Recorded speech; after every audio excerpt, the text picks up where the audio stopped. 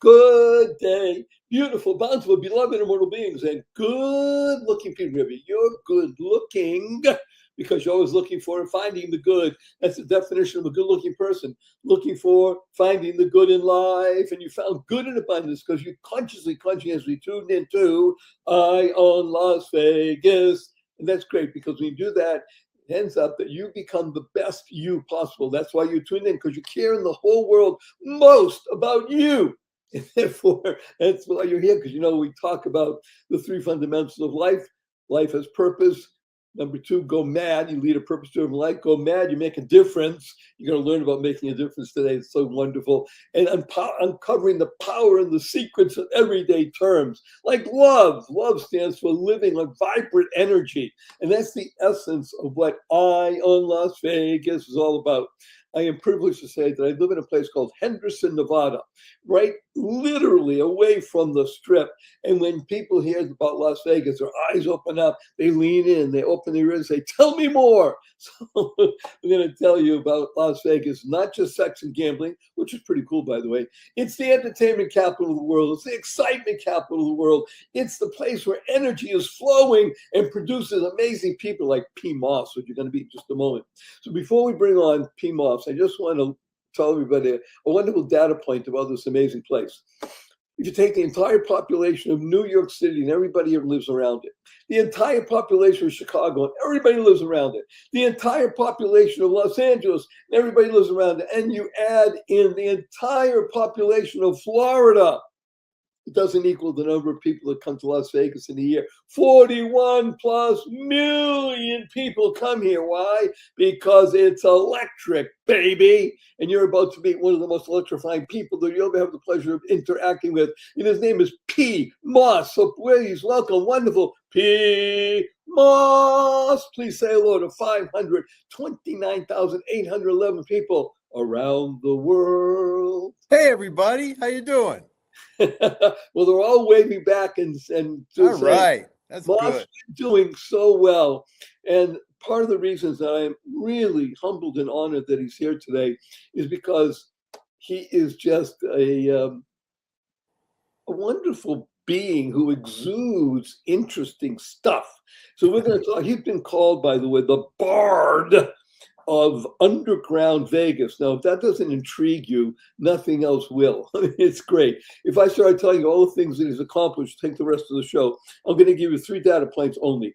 Number one, he's a really fine author whose whole world is what he calls twisted crime novels that blur the line between fact and fiction.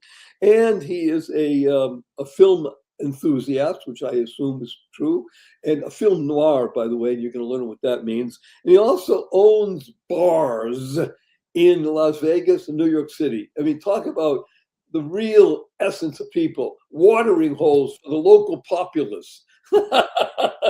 So without more ado, please, okay, P. Moss, you said hello. Now let's just jump right in and talk about your latest book, because you've written a number. We'll talk about those in just a moment.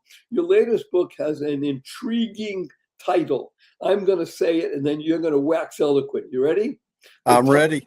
The title is Screwing Sinatra. Screwing Sinatra. Now, I'm just going to make mention. We have an audience worldwide. I mean, people from Baluchistan, Nepal, Congo, Argentina, all over the world. Everybody, even today, these people are under the age of 35. Everybody still has heard of Frank Sinatra. And that's what I assume the Sinatra. It's not Harry Sinatra. It's not his daughter. It's Frank himself. So this book is titled Screwing Sinatra. Okay, P. Moss, spill the goods, baby. Let's hear it. Well, basically, the way it started was I was at the Las Vegas Book Festival. I was on a panel, and I just had a book. I write historical fiction, which means I'll take a piece of history and I'll add a bunch of stuff to it that I made up, which is really fun to write. Anyway, and it's fun to read. People love it. So I just did a book about Howard Hughes and Vegas, old Vegas, and whatever. And the moderator of the panel, who happened to have been my first editor, told me I needed to write another Las Vegas book. I said, well, there's nothing interesting I want to write about in Las Vegas that I haven't already. And he goes, and he's not the kind of guy that he's just a laid back, nice guy. And he's not the kind of guy that just keeps pushing. And I saw him later in the day. He goes, you really need to write the book. I go, Jeff, I got nothing to write about. And a couple of days later, and he goes, well, what about the Rat Pack? I go, no, the Rat Pack, it's been done to death. Everybody's done it. Books, TV, movies. And quite frankly, most of it stinks. It really is not done well. And I go, I don't want to just be another one on that pile. And then it came to me a couple of days later that I could use the Rat Pack because the era is very interesting. And the people are. I could use that. Wait a minute, put you on pause for a moment. Sure. Again, worldwide audience, mostly under 35. So give us the time sense here. Are we talking about 1950s, 1960s, maybe even as late as the 70s? No, we're looking at 1960. And the book goes 1960 to 63. And at the time, Sinatra and Dean Martin, or whatever, they were the Rat Pack, and they were performing at the Sands, and it was a big deal. Anyway, so again, everybody's done this to death, but I figured I could take that and I could use it as part of a bigger story, which is what I did. So I came up with a story about how Frank Sinatra and Jack Kennedy and gangster Sam Giancana conspired to steal the 1960 presidential election, which is true. To some degree, that is true. And right. so, yeah, a lot of people were involved in stealing the election. Absolutely. Well, it's funny because it all came down to the electoral votes in Illinois with Sam Giancana. The gangster controlled Chicago and Illinois. And, he had the winos voting 10 times each. Ballot boxes are disappearing. It was a different time. I mean, they still kind of do that today, but back then they just did it. Anyway, so the story it's pretty much a straight through story about how this happened, how their lives intertwined. And then after Kennedy wins the election, promises are broken, the mob's mad, and they tell Sinatra, hey, he's your guy, Frank. You brought him to us. You get him to live up to the agreement or you're dead. And then the story goes off the rails, Sinatra running for his life. Well, wait a minute. Okay. So I want to put in perspective, I'm doing this from memory. So Jack Kennedy becomes president of the United States. First of all, the youngest, the handsomest, the most drugged, Catholic, the first time a Catholic has become president. Yeah. Okay, so it's all filling into interesting boxes and such like that. And his father has a big background in bootlegging. Right. And as you said, the mob says to Frank, he's your guy. You either step up or you're going to be stepping out. And then Jack Kennedy appoints his own brother, Robert Kennedy, to be Attorney General. And one of the things that Robert Kennedy does is investigates the mob. Correct. And everything you just said is part of this story. Those are all pieces of the story because those things, everything you said is true. That's what happened. And I don't know. It's like the fun part of writing historical fiction is I get to take liberties, and some of these are fun. It's like Jackie Kennedy, for example. I didn't really care for her or them one way or another, but it seemed pretty obvious that she really got the short end of the stick because she's the one, her husband is screwing everybody. Everybody knows it, but she's the dutiful wife, the dutiful first lady, and it had to be killing her inside. And it sucked. It just, wasn't fair. So in my book, I made Jackie strong. I gave her a set of balls and she used them. And, so that was kind of fun. But there are a few things in writing historical fiction. People will read that, they go, oh, well, that never happened. He made that up. Oh, yeah, I know that happened. Well, a lot of times you're going to be wrong. And I'll give you a couple examples. I think are great. There's a part of the book where Jack is arguing with Bobby. They're arguing about Sinatra, and Jack says something about, you've been an asshole ever since you were in the third grade, or ever since you flunked third grade. And I mean, obviously, Bobby Kennedy did not flunk third grade, but the truth of the matter is, Bobby Kennedy did flunk third grade. which is, I think, is just hilarious. And the thing that I find even more funny is that, or interesting, is that his father, who was really wealthy, really connected, and really powerful, did not step in and get his son promoted to the 4th grade. He made the kid repeat the 3rd grade. I don't know why, but he did. It's funny. But there's another one where and I'll just tell you, I'll preface this. Years later, there's a man named Pierre Salinger, and he was JFK's press secretary, and he's very close to the president. And he was a friend of mine. And this is old news at the time, but I got to spend an afternoon with those guys listening to stories. And one of the stories Pierre Salinger told was about how one night Jack Kennedy was at Marilyn Monroe's house. No big surprise there, while he was president. And he got wind that there was a photographer outside in the bushes. So what does the president of the United States, the most powerful man in the free world, what does he do? He climbs out a window, he cuts through a bunch of backyards, calls a cab, and goes back to his hotel. That's a true story. And it's like, can you imagine today the president of the United States, and I don't mean the current president, I mean any current president, any modern day president. Can you imagine climbing out a window, hailing a cab, and getting the hell out of there? So I took part of that story and I used it, not exactly that way, but pretty similar in the book. But it's really fun. It's really fun writing historical fiction when you get to make stuff up. And a lot of the real fun is, I mean, people will go, oh, that never, ever, ever, ever happened. But yeah, it sure as hell did happen. And a lot of the stuff I made up, they'll go, oh yeah, I know that's true. No, I made that up. That's the fun of it. And people get a lot of fun out of reading that. Okay, let's unpack 2 things here. Sure. One is everything you want to know about P. Moss and everything he's done, all the books, and they're great. It's in the show notes. So don't write anything down. It's all in the show notes. So you can go back. That's why we record this. You can go back, listen at your pleasure, and have a lot of fun and watch it a 3rd time. Remember to share this with 5 people. You want to share with 50 or 100, that's great. But at least 5 people that you like, maybe even 1 or 2 you don't like.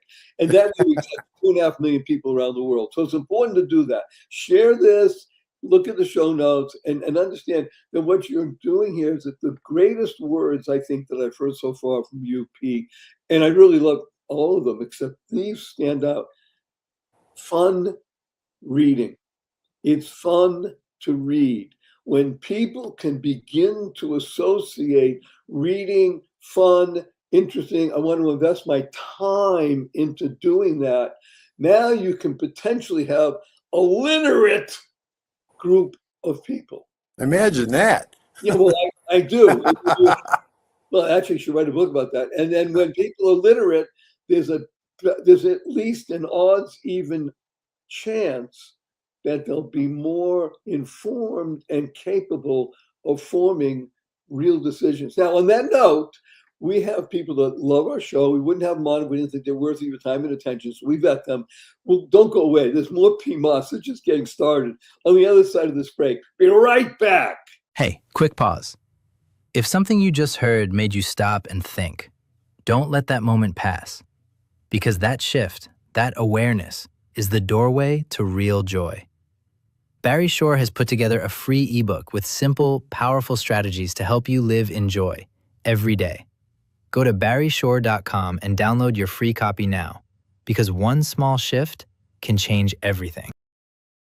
Good day, beautiful, bountiful, beloved, immortal beings, and good-looking people. Good looking, so I was looking for and finding the good. We found good in abundance. Our cup runneth over with good. His name is capital P, capital M-O-S-S, P. Moss. And he's talking about historical fiction that is fun to read. You hear that, everybody? Fun to read. You want to pick up his books because once you pick up one, the latest one, Screwing Sinatra, and you want to read the others. So let's talk about 1 or 2 of the others. Then I want you to talk about your bars. That's how we say it in Boston. And by the way, I was born in Dorchester, raised in Brookline, Massachusetts.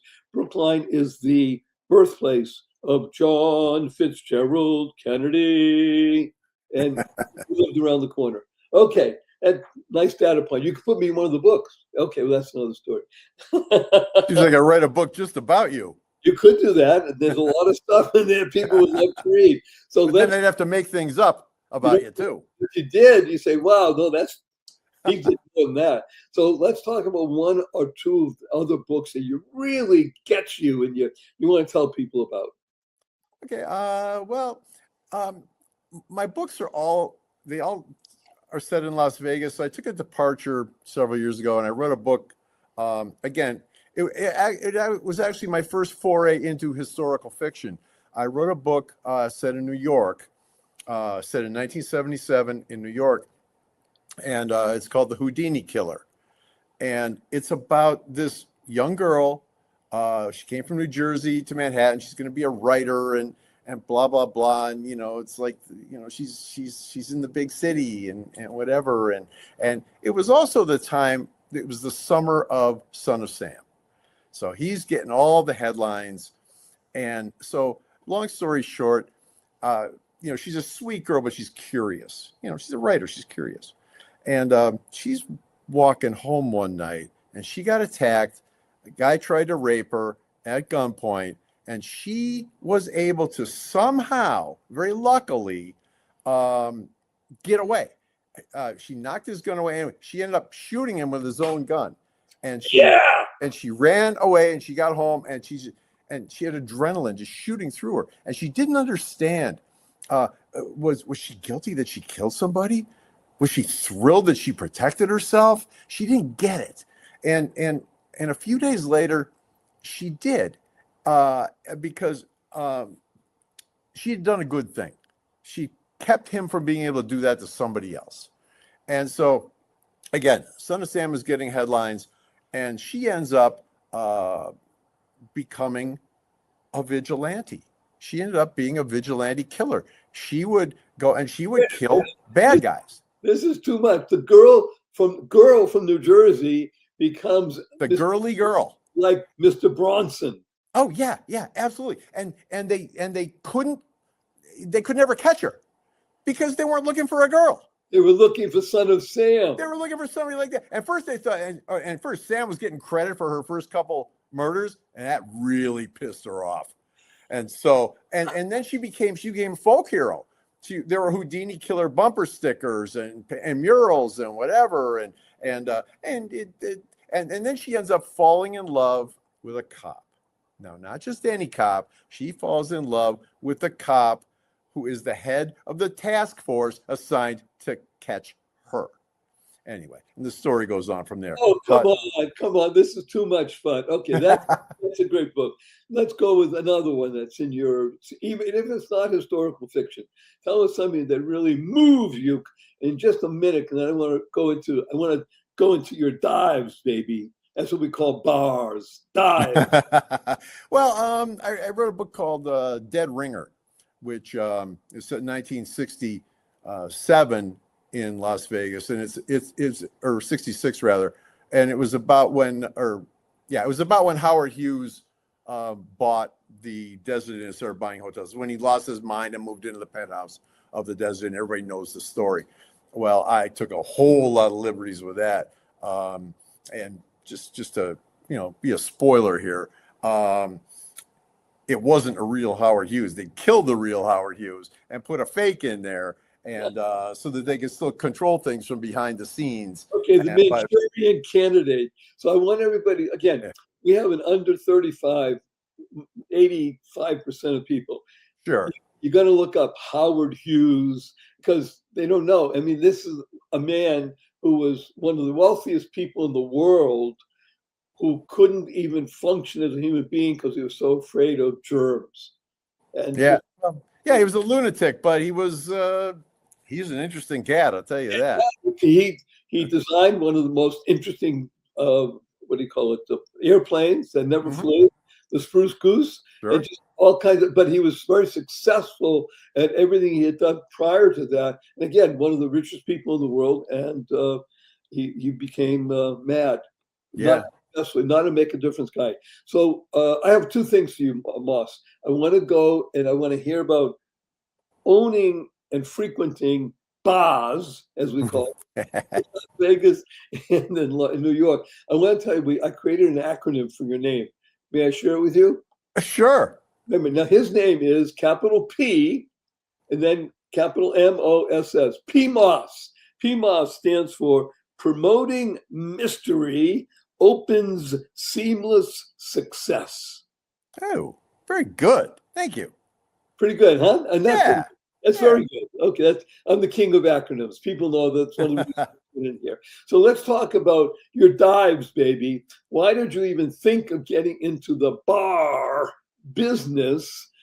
And what does it do? I mean, these are local bars, not these fancy disco bars with with girls swinging, putting dollar bills in there wherever they are. This is where people come, and it's a local watering hole, right? Yeah, well, yes. Yes and no. I mean, my first bar was the Double Down Saloon, and it's been there for over 3 decades. It's a punk rock dive. It's in Las Vegas, and it is a world famous punk rock dive, and it's just great for what it is. I mean, it's just the word dive bar, the term gets thrown out a lot Right. lately, and people don't know what the hell they're talking about. They go, oh, we opened this new dive. No, you didn't. You didn't, get jack off. You didn't do it, because a dive is something that builds character over decades. The character lived in, the character of the characters who have been there. You can't create that. It has to evolve. Anyway, Double Down Saloon is a punk rock dive, and it is just 24/7. It's fun. It's great. I also have a Double Down Saloon in New York City, in the East Village. A little bit different because stupid laws. We have to close at 4 a.m., which kind of sucks. But yeah, basically the same thing. What time do you open? Close at 4? What time do you open? At noon. In New York at noon. Okay. And then opened Tiki Bar, Frankie's Tiki Room, which I'm, not being immodest of saying, is one of the most popular tiki bars on earth. It's just a small, little, beautiful place. And wait a minute. 24/7. People come from all over the world to come to this place. Okay, wait. I need to unpack something here. Yes. Tiki Bar. So TIKKI. Just one K. Oh, what? Thank you. TIKI. TIKI Bar. So interesting. I'm even loath to say the word. Some people take out the K and put in a T. It's not that kind of bar. What is it? No, it's not. Tiki Bar is a Polynesian-oriented environment. Is that correct to say? Yeah, it's just based on Polynesian culture, and what makes this bar so popular and interesting and a little different is that it's mixed with a little bit of Las Vegas kitsch, and those things blend well together. And that's been around for almost 18 years, and yeah, they do. They come from all over the world to just go. It's like it's not. We're going to Las Vegas and then we're going to go over to Frankie's. No, with a lot of these people, we're going to Frankie's, and then maybe we'll go see Caesars or something else later. But Frankie's is the reason for their trip, and yeah, and the beauty of it is that if you're a 20-something rockabilly cat or pinup girl, or if you're in your 70s or whatever, everybody loves this place. There's something in it for everybody. Everybody feels comfortable there, and very proud of that. And then there's another bar I have in New York that's called the 12th Street Ale House. It's on the corner of 12th Street and Avenue Way. That's a great name. Well, yeah, I put a lot of thought into that one. The Wow. 12th Street Ale House is on 12th Street and Avenue Way in New York in the East Village. And my bars are punk rock dives. They're tiki bars. Well, the 12th Street Ale House is just a nice bar.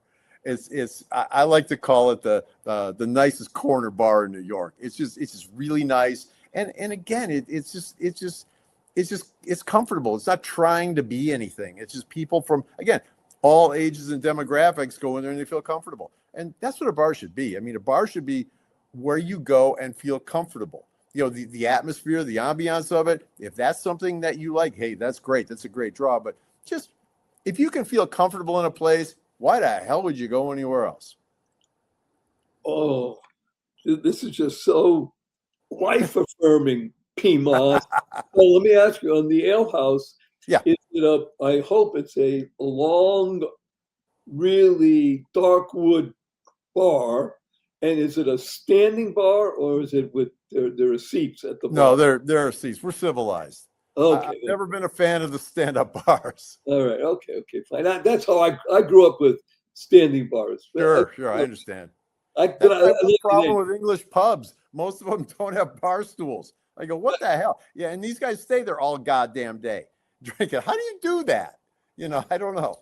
Yeah, by the way, that is amazing, isn't it? Yeah, it is to me. Yeah. Now, when you're talking about bars that attract people, say people want to go to Frankie's, Mhm. They want to go to 12th Street, et cetera, et cetera. Are we talking 80 people that the bar holds, 100, 200? We're not talking about 1,000. What are you talking about in terms Well, of? these are small places, but you know, you can get a couple hundred people in there, and that's the beauty when you know you're successful and people like you. If you have so many people in your place that it's crammed and uncomfortable, but they still don't want to leave, they still want to be there, then you know you've done something right. Because what they'll do is they'll come back on another night when it's not crowded, and they'll sit and they'll enjoy themselves. Okay, so, Wednesday night at the Ale House, Tuesday at Frankie's. If you want to go and just be elbow to elbow with people, go on the weekend. And the thing is, you never really know when that's going to happen. You can walk in and it can be slammed. You can walk in and it can just be pleasantly busy. You just don't know. You know, you walk in, you get what you get. Okay, we're going to end up, I'm sorry to say these words, P. Moss. We're coming to a close on our time together for this session. I have 3 quick questions for you. You ready? Sure. Yes, I am. Number 1, will you come back again? Absolutely. Woo, thank you. Number 2, dear P. Moss, you have only 80 seconds to answer this. What is your most fervent desire? My most fervent desire is just to be comfortable and happy. That's it. Simple. I mean, life should be simple. I'm not trying to complicate anything. That's all I want. That's all I want. And I am here to speak. He's achieving it. I'm trying. Well, you try, you succeed. If you don't try, you can't succeed. Hello, true.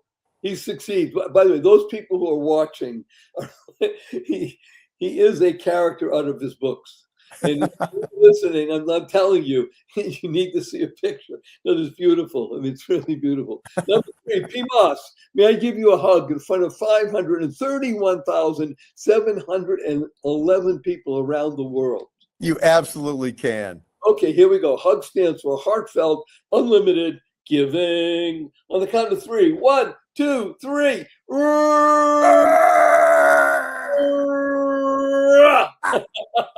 Remember, you're listening to Eye on Las Vegas with your humble host, Barry Shore, the ambassador of joy.